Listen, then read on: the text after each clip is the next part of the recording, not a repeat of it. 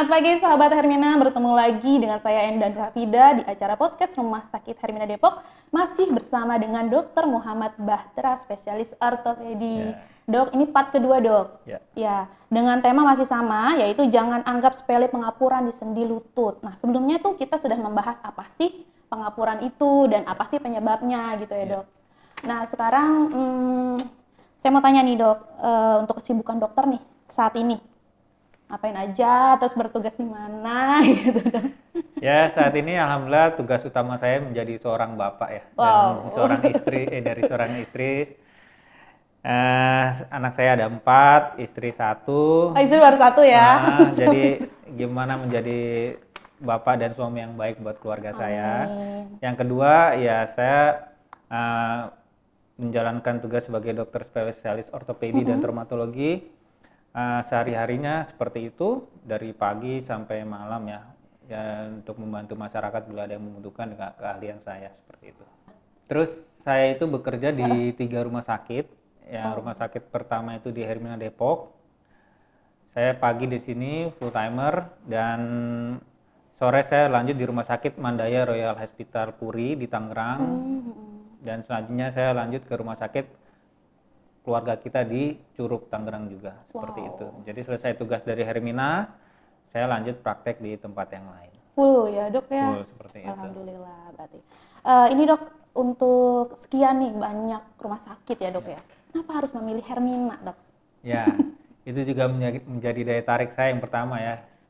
Jadi saya melihat Hermina itu di antara rumah sakit yang lain ya, ini kan rumah sakit paling besar ya, Hermina Group itu ya di seluruh Indonesia dengan cabang-cabang yang banyak dan dengan fasilitas yang lengkap, terutama di Hermina Depok. Di sini saya cukup nyaman kerja di Hermina Depok karena fasilitasnya sudah lengkap mendukung kerja saya sebagai spesialis ortopedi dan traumatologi. Pemeriksaan penunjang dari MRI, CT scan, USG, terus ada lagi radiologi yang lain tuh udah lengkap di sini. Jadi itu salah satu alasan saya untuk kerja di Rumah Sakit Hermina Depok seperti itu. Kita juga sebagai trauma center ya dok. Betul, ya, gitu. untuk pasien-pasien juga langsung bisa IGD. Nah, untuk ini dok, kembali lagi ke pengapuran tadi ya dok ya. Untuk cara mengetahui seseorang terkena pengapuran sendi lutut itu tanda-tandanya apa sih dok? Ya, secara umum ya kalau misalnya pasien nih datang ke tempat saya bekerja, jadi dia akan datang pertama saya lihat tuh usia tua nih, usia tua kan, wah ini betul tua. Terus jalannya tertati-tati dia, kakinya ada yang pincang sebelah, pokoknya dari gaya jalannya itu sudah tidak normal. Dan yang paling terus pada saat pasien duduk dia akan langsung dok, lutut saya sakit. Jadi itu tanda utama yang paling sering ditemukan di pasien itu seperti itu. Pertama sakit lutut, terus kedua dia akan bilang, ya dok, ini terasa kaku dok, terutama kalau bangun tidur, ini mulai kaku. Terus nanti setelah 20-30 menit kok udah enak lagi seperti itu. Dan yang ketiga yang paling tersering, biasanya pasien berubah posisi nih, dari posisi duduk lama misalnya, dok saya ini kalau duduk lama, terus saya berdiri itu kaku dok, sakit. Nanti udah berdiri udah berapa lama baru jalan enak lagi seperti itu. Itu biasanya yang saya pribadi temukan ya di masyarakat, sesuai dengan literatur yang ada juga memang seperti itu gitu. Gejala-gejalanya seperti itu. Ciri-ciri dari jalan juga udah kelihatan ya dok ya. Terus nggak bisa berdiri lama tadi ya dok. Seperti itu ya ciri-cirinya. Kayaknya itu termasuk penyakit yang berbahaya nggak dok?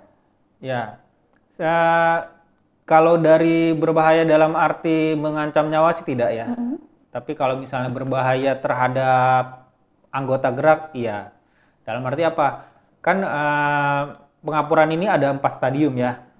Stadium yang ringan 1, 2, sedang, 3, 4 yang berat. Kalau misalnya didiamkan, tidak ditangani dengan baik, dia akan berlanjut ke stadium yang paling berat, severe, dan itu akan membahayakan untuk fungsi gerak dia akan tidak bisa berdiri, tidak akan bisa jalan. Nah nanti efeknya apa? Efeknya nanti akan mengganggu normal daily activity. Nanti dia akan hidup bergantung dengan orang lain. Mau kemana, mau ke kamar mandi, mau nih butuh bantuan orang lain dan dia hanya di kursi roda saja seperti itu. Lebih ke arah membahayakan anggota gerak ya, bukan membahayakan nyawa ya. Itu kalau didiamkan dan tidak ditangani dengan baik. Itu juga jadi membatasi mobilisasi ya. Betul. Anggota gerak. Baik, ini semakin menarik lagi nih dok. Tapi kita skip dulu. Kita akan lanjut ke part selanjutnya. Jadi sahabat Hermina terus ikuti podcast kita. Sampai Sampai jumpa.